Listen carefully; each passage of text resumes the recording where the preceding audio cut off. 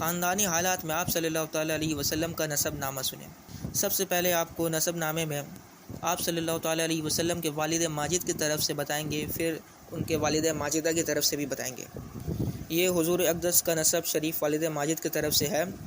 حضرت محمد صلی اللہ تعالیٰ علیہ وسلم بن عبداللہ بن عبد المطلب بن ہاشم بن عبد مناف بن قصعہ بن کلاب بن مرہ بن قعب بن لعی بن غالب بن فہر بن مالک بن نضر بن کنانہ بن خزیمہ بن مدرکہ بن الیاس بن مضر بن نزار بن معاد بن عدنان۔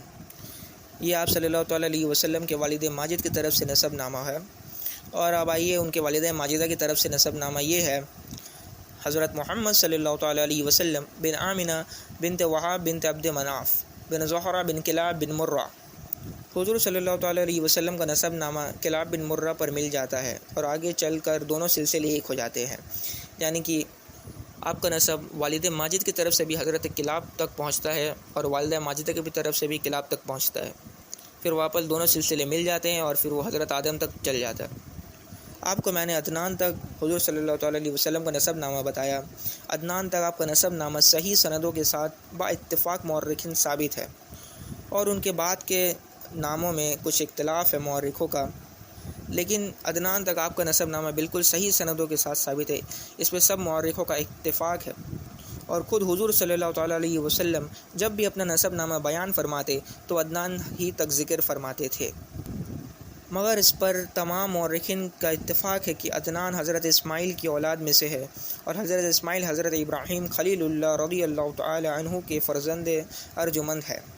اور پھر یہاں سے آپ کا نسب نامہ حضرت آدم تک ملتا ہے، لیکن ان کے بعد کے ناموں میں کچھ اختلاف ہے۔ آئیے اب آپ صلی اللہ تعالیٰ علیہ وسلم کی خاندانی شرافت دیکھتے ہیں۔ حضور اکرم صلی اللہ تعالیٰ علیہ وسلم کا خاندان و نسب نجابت و شرافت میں تمام دنیا کے خاندانوں سے اشرف و اعلیٰ ہے۔ نبی کا خاندان سب خاندانوں سے اعلیٰ ہے، اور یہ بات صرف ہم نہیں بلکہ آپ صلی اللہ تعالیٰ علیہ وسلم کے بدترین دشمن کفار مکہ بھی اس کا انکار نہ کر سکے، اور وہ خود کہتے ہیں کہ آپ صلی اللہ تعالیٰ علیہ وسلم کا خاندان سب سے اعلیٰ ہے۔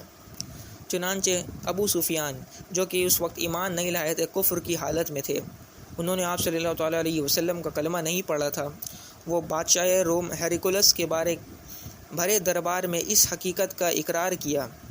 کہ ہو فناز و نسب، یعنی نبی صلی اللہ تعالیٰ علیہ وسلم عالی خاندان ہے۔ خود ابو سفیان اس وقت حضرت محمد صلی اللہ تعالیٰ علیہ وسلم کے دشمن ہو کر بھی ان کے خاندان کا اعلیٰ ہونے کی گواہی دے رہے تھے، حالانکہ اس وقت وہ آپ صلی اللہ تعالیٰ علیہ وسلم کے بدترین دشمن تھے،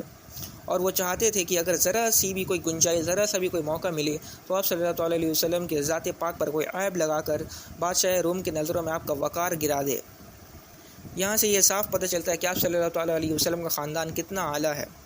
سبحان اللہ۔ اب آئیے مسلم شریف کی ایک روایت پر نظر ڈالتے ہیں۔ حضور نبی کریم صلی اللہ تعالیٰ علیہ وسلم ارشاد فرماتے ہیں: اللہ تبارک و تعالی نے حضرت اسماعیل علیہ السلام کی اولاد میں سے کنانہ کو برگزیدہ بنایا، اور کنانہ میں سے قریش کو چنا، اور قریش میں سے بنی ہاشم کو منتخب فرمایا، اور بنی ہاشم میں سے مجھ کو چن لیا۔